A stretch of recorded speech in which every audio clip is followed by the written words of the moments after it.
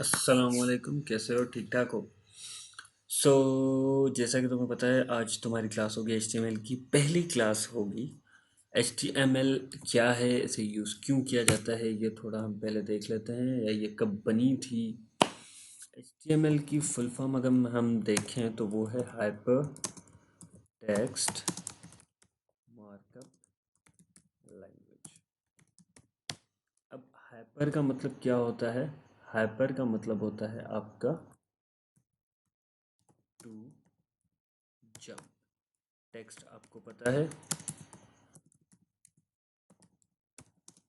Written form of words होता है। Markup का मतलब होता है हाईलाइट। और लैंग्वेज का मतलब क्या होता है? Source of communication. सॉरी, ये कुछ मैंने लिख दिया, सोर्स ऑफ कम्युनिकेशन। ये SRC मैंने क्यों लिखा है, सोर्स लिखा है? जब हम HTML को प्रैक्टिकली काम करेंगे तब आपको पता लगेगा कि SRC कहाँ यूज़ होता है और कैसे यूज़ होता है। खैर, इसको हम क्या कहते हैं? Source of communication.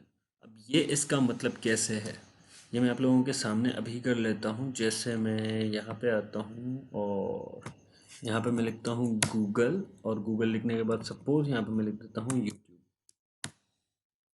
अब देखो, ये जो आपका पेज, ये जो आपके सामने सख्त आ रहा है, एक लिंक जो बनी आ रही है आपके सामने, ये एक तो हाईलाइटेड है, मतलब इसका कलर आप देखो, या इसका कलर देख लो, क्योंकि यूज़ हो चुकी है इस वजह से इसका कलर थोड़ा डिम हो गया है। ये लिंक आप देखो, ये डार्क है और नीचे अंडरलाइन आ रही है, मतलब ये हाईलाइट भी हो रही है, ये हैवी टेक्स्ट में और समझ में भी आ रही है। तो तीन चीज़ें हमारी यहीं पे हो गई। अब आता है टू जंप।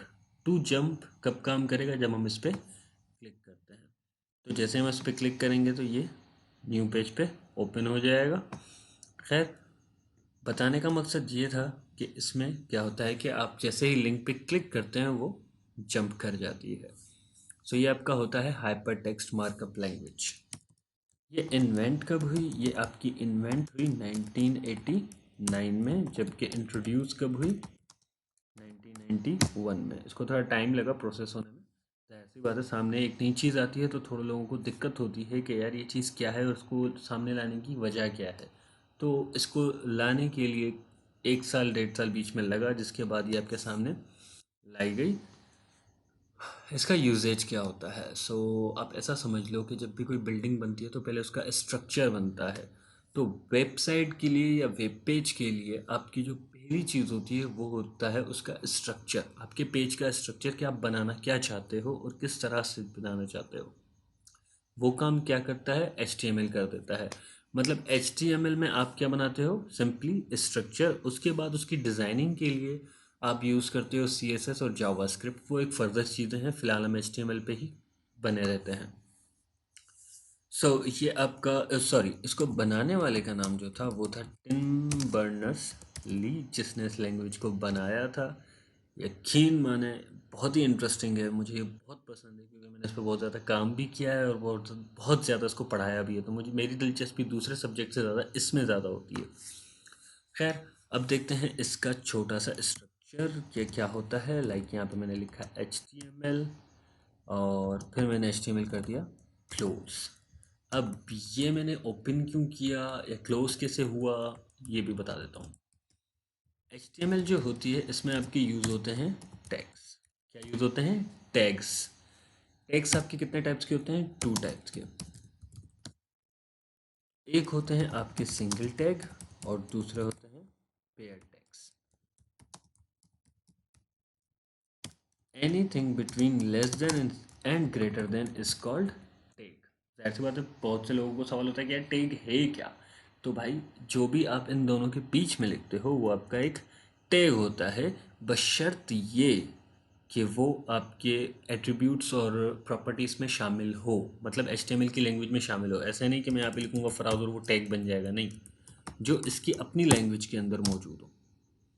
लाइक आपका H1 हो गया, P हो गया, BR हो गया, ये हम चीज़ें देखेंगे। पेयर्ड और सिंगल टैग में क्या डिफरेंस होता है? सपोज मैं यहाँ पे लिखता हूँ P, तो इसको मैं क्लोज नहीं भी करूँगा तो भी काम चल जाएगा, कोई इशू नहीं होगा, कहीं मिस्टेकन नहीं होगी, कहीं प्रॉब्लम्स नहीं होगी। तो ये हमारा क्या होता है? Single tag. लेकिन अगर इसी को मैं सपोज यहाँ पे कर देता हूँ H1 और H1 को कर देता हूँ क्लोज, तो ये मेरा हो जाएगा पेयर टैग। कौन सा टैग? पेयर टैग, क्योंकि मैं इसे ओपन भी कर रहा हूँ और क्लोज की निशानी क्या है? ये एक छोटा सा स्लैश। ये आपका होता है क्लोजिंग की निशानी। सो यहाँ तक उम्मीद है कुछ समझ में आ गया होगा।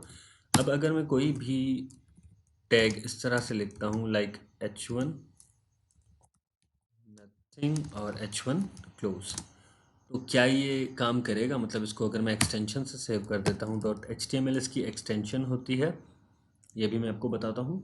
तो क्या ये काम करेगा? बिल्कुल ये काम करेगा, 100% ये काम करेगा जहाँ तक मैंने काम किया है। दूसरों का मुझे नहीं आइडिया, लेकिन ये काम कर जाएगा। अब एक्सटेंशन क्या होती है?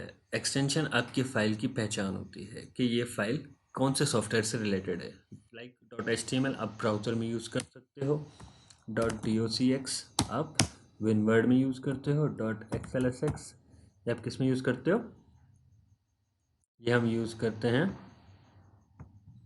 अब एक्सेल की एक्सटेंशन होती है .xlsx। सो कहने का मकसद कि हर फाइल की अपनी एक पहचान होती है, तो आप जब भी HTML पे काम करते हो तो उसको सेव करने से पहले, सॉरी, जब हम सेव करते हैं तो हम .html ज़रूर लगाते हैं। अगर HTML नहीं लगाते, .html नहीं लगाते, तो क्या होता है कि आपका मतलब आपकी फ़ाइल की पहचान नहीं हो पाती और आपको एरर आता है, या एक नोटपैड की तरह ही वो खुल जाती है, मतलब वो काम नहीं करती है। तो उस वजह से हम .html लगाते हैं ताकि वो ब्राउज़र पे हमें काम दिखाए। ठीक हो गया। अब हम देखते हैं इसका स्ट्रक्चर। स्ट्रक्चर क्या होता है? लाइक यहाँ पे मैंने लिखा HTML और HTML को क्लोज कर दिया, हेड हेड क्लोज,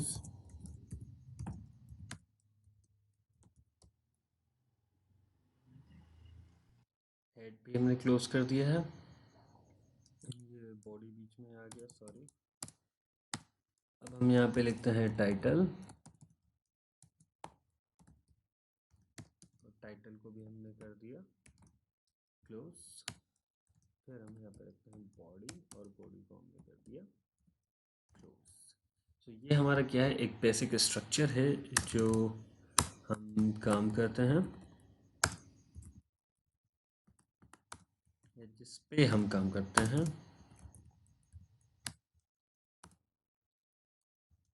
थोड़ा इनको पीछे लेके आते हैं, ये कुछ ज़्यादा ही आगे निकल गए हैं। ओके, सो ये आपका एक छोटा सा स्ट्रक्चर है। यहाँ पे आपका टोटल सेक्शन होता है हेड का, मतलब आपकी टाइटल का, आपकी वेब पेज का नाम क्या है या आप उसका क्या नाम रख रहे हो, वो नाम आपको ऊपर शो होता है। वो जब हम प्रैक्टिकल करेंगे तो आपको शो हो जाएगा। फिर आता है बॉडी। बॉडी का सेक्शन आपका बकाया, मतलब नीचे जो पेज होता है, आपका जो भी काम होता है आपके बॉडी सेक्शन में ही अप्लाई होता है। कभी भी बॉडी वाला काम अगर आप ऊपर देखने की कोशिश करते हो तो ये आप बेवकूफ़ी करते हो। जो काम आप बॉडी में करोगे वो जाहिर सी बात है आपको नीचे स्क्रीन पे नज़र आएगा, ना कि उसके मेन्यू में, ना कि उसके एड्रेस बार में। सो यहाँ तक मेरे ख्याल से आज के लिए काफ़ी है। कल से हम इसको प्रैक्टिकली काम करेंगे। कल से हम अपने टैग्स को पढ़ेंगे और कौन सा टैग क्या काम करता है ये भी हम देखेंगे। ठीक है। सो कोई भी क्वेश्चन हो तो पूछ लेना, कोई बड़ा इशू नहीं है। हम इंशाल्लाह कोशिश करेंगे उसको हल करने की। ओके देन, तब तक के लिए अल्लाह हाफ़िज़। Thank you.